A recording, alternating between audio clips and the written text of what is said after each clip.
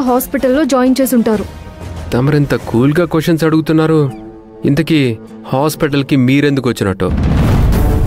అయ్యో, మా అమ్మ విషయం వదిలేసి నేనేంటి సత్య గారిని నా ఓన్ అన్నంత విధంగా నిలదీస్తున్నాను.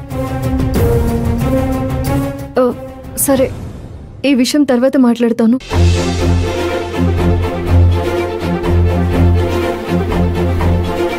నేను చెప్పేది వినకుండా నా గురించి ముందు నుంచే అపార్థం చేసుకోవడం, నా మీద ఎగిరెగిరి పడ్డం, కొంచెం కూడా నాకు చెప్పే ఛాన్సే ఇవ్వలేదు.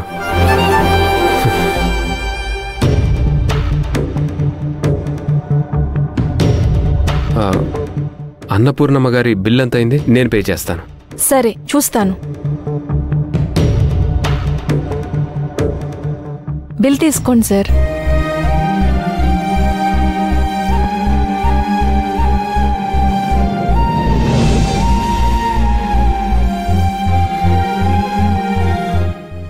తీసుకోండి.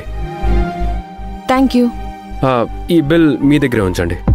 వాళ్ళు అడిగితే ఇచ్చేయండి. అలాగే సార్. సార్, మీ పేరు? సత్య.